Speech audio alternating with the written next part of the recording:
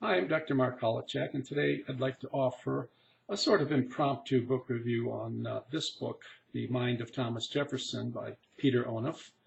And it's not that the book is, Peter Onuf was the Thomas Jefferson scholar at the University of Virginia for a large number of years. And this is not a book, his Mind of Thomas Jefferson is not a book that itself had a remarkable influence on the Jefferson literature, but Onuf, being the Thomas Jefferson scholar, certainly had a large influence on the legacy of Thomas Jefferson in his years as professor at the University of Virginia. So the book is worth reviewing, if only because the book mirrors Onuf's own, what I consider to be skewed views of Jefferson and his legacy. Now, Onuf declares that there are many tensions in Jefferson's writings, and these tensions are a result of contradictions in the mind of Jefferson, contradictions that exist in the man himself. Such as the contradiction, one prominent one is his pursuit of freedom for blacks all of his life, his express execration of slavery, and yet owning slaves and having a 38-year on the quiet relationship with one slave, Sally Hemings. Now, Onuf's Jefferson is a man driven by amaranthine tension, and this tension is a result of self-constructed dichotomies: white versus black, private versus public worlds, male versus female. His republicanism, as professed in the Declaration and other writings and his letters, as compared to his behavior as president, which seems to belie what he said on paper. Now, these, says Onuf, are the result of adolescent conflicts. We never go back to Jefferson's childhood, presumably, which he never really does. Writes Onuf, letter writing defined the parameters of Jefferson's world. He assumed different voices and performing different roles as a correspondent. Historians who look for disclosures of an authentic self behind these many voices and roles will be frustrated. Jefferson's self is in his writing, and his fundamental commitments to equality, consent, and civility inform all his varied self-representations. It's a strange group of statements because in it, Onuf said, if we're looking for an authentic self, we're doomed. We're not going to find it. And yet, in the last sentence, he says we find equality, we find consent, and we find civility in all of these self-representations. So it's certainly, Onuf contradicts himself. He says we're not going to find an authentic self, and then he tells us three features that are exhibited in all of Jefferson's writings. It's a strange statement. Onuf discusses Jefferson's statecraft, and statecraft was corrupted by Jefferson's party animosities, and Onuf blames Jefferson for the sort of tensions between Republicans and Federalists and puts the blame principally on Jefferson. He also talks of Jefferson's imaginary network of conspirators against liberty. Strange thing, as if the gripes that Jefferson had with John Adams, for example, concerning the Alien and Sedition Acts are just imaginary, quixotic. Onuf says Jefferson and Jeffersonians, quote, traded in empty words, self-effacement, disguised vaulting, or sordid ambitions. He sums, if Jefferson could not acknowledge his true motives or moral lapses, most conspicuously as a slave owner, that simply makes him more of a monster of self-deception. Now, a very strong claim is that regardless of anything, he's a monster of self-deception. But if he can't acknowledge, if he could not acknowledge his motives and moral lapses, then he's even more of a monster. So it's a lose-lose situation for Jefferson. Monster of self-deception is a very, very strong claim. And again, Onuf says we're looking for an authentic self, and it seems that Onuf found one. He said monster Jefferson is. Onuf's Jefferson is a self-deceptive chameleon. And if that's the case, if we can't find an authentic self, then approaches to Jefferson's scholarship are inevasively skewed. Jefferson was a protean figure. We can only access him in his letters. He was many things to many people in his letters. So it seems scholarship can go in any direction. Anything goes. Onuf writes, treatments of Jefferson that make him a god, standing or fallen, or ask him to stand for the entire nation, which he calls a synecdoche for America, necessarily distort his human qualities. Only in fiction should a person's character and emotional attributes be asked to bear the whole weight of the narrative. The most successful of the recent studies of Jefferson are those that have best uncoupled that Jefferson and his pedestal, but the man and the nation. Jefferson's proper contest is not the array of gods and demigods in the American pantheon, but rather the social and intellectual milieu that shaped him and within which he acted. So it's sort of strange is that the people, the historians that have best offered us depictions of Jefferson are people like Annette Gordon-Reed, who is the prominent person behind Jefferson's relationship with Sally Hemings, a relationship that may never have happened, probably didn't, and of course former student Andrew Burstein.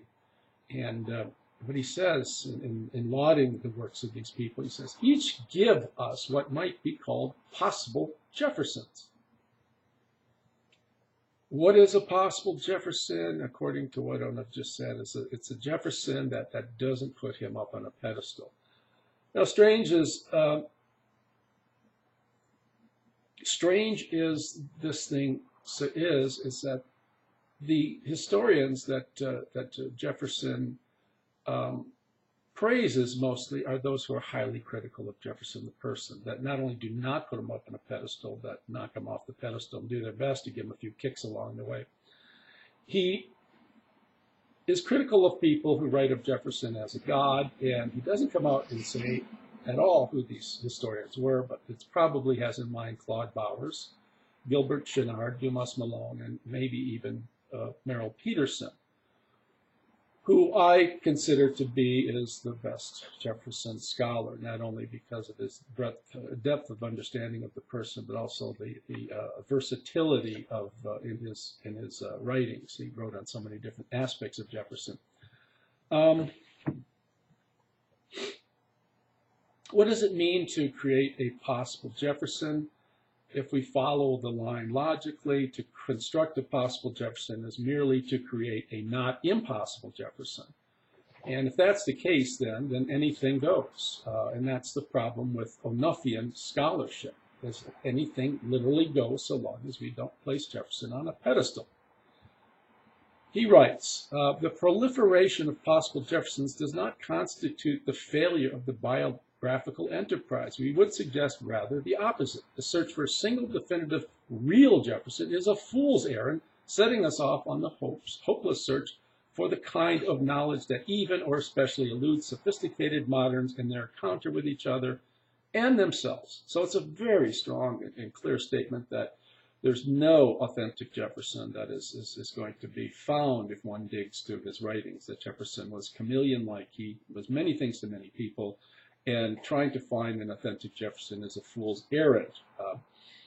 He continues, if in this age of full disclosure and true confessions we are increasingly reluctant to rush to judgment on questions of character, how can we expect historians and biographers to explain to us an intensely private man who has been dead more than a century and a half? Now, he's telling us not to rush to judgments on Jefferson's character, and that's an important point, but clearly this is a man who just called him a monster of self-deception. So why even pursue Jeffersonian scholarship if the enterprise is bootless? He says there's public clamor. The public wants depictions of Jefferson. They want versatile depictions of Jefferson. So the public's clamoring for the character of Jefferson and a moral assessment of it, he says, is a form of compensation for the dim recognition that we are doomed to cluelessness in our own world, like Plato's cave, a domain of shadows and hand-me-down light. So a search for an authentic Jefferson is a cul-de-sac.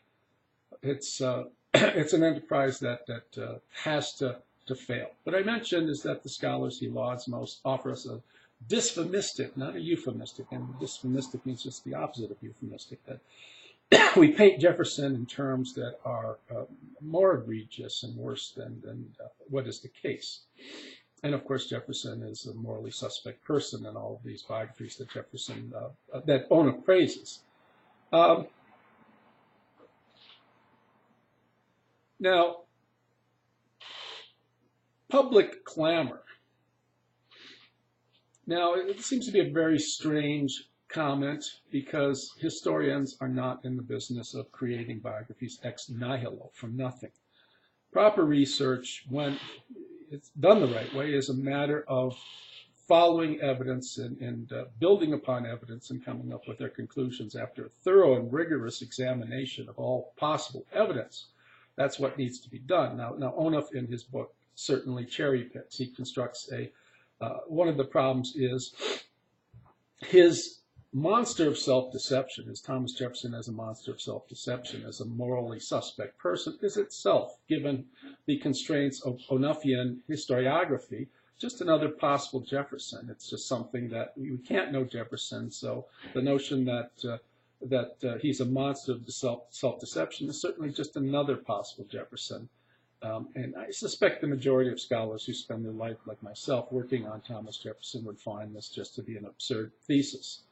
A couple other points here that are relevant. It seems to me that Jefferson is following a thesis developed by Merrill Peterson in The Jefferson Image in the American Mind. It's a brilliant work. Peterson, like I said, was a brilliant Jefferson scholar. And Onuf, I think, just mistakenly understands what Peterson is trying to say. Peterson, of course, is arguing that, is interested in what scholars and others have had to say about Jefferson and the influence of that on Jefferson's legacy for us today. How we use Jefferson to follow the political paths that we follow today. But Peterson also looks at the thesis, sort of the thesis that Onuf looks at as well, and tells us that Jefferson is a very difficult person to understand, but he doesn't think the enterprise is foolish. He says this is a possible, we can come to understand Jefferson if we rigorously plow through all of his writings. And I want to add something that's even more important. It's significant and important to read those things that Jefferson read often, the works that he highly recommended, and a lot of those works were ancient works in Greek and Latin in morality. Last, it seems to me that Onuf's mistake is that he's embracing a sort of runaway or treadmill liberalism. What do we mean by runaway treadmill liberalism? And what I'm talking about is liberalism taken as an end itself. Open discussion, toleration for diverse opinions on a topic seen as an end itself. And that's certainly not what John Stuart Mill had in mind in his magisterial work on liberty. It's certainly not what Jefferson had in mind when he writes of liberty. Liberty is not Paque, Corner Cruz O'Brien an end itself. Liberty is for the sake of truth. Now, if we look at liberty for the sake of truth, we find open-mindedness and all these things as important for disclosure and discovery of truth. That's what Jefferson had in mind. That's what John Stuart Mill years later had in mind. That's not what Onuf has in mind. Onuf seems to me to be embracing a sort of runaway liberalism where diversity of opinion is its own end and anything goes in Jefferson scholarship, and consequently it's treadmill. It's going nowhere. We're learning nothing about Jefferson. And it seems to me, if we take Onuf seriously, then doing Jeffersonian scholarship is a complete waste of time. I think that that's not the case. So this is a sort of legacy that Peter Onuf has left us, and one must consider, whether this is anything we should embrace, if there's any substance at all to it. Thank you.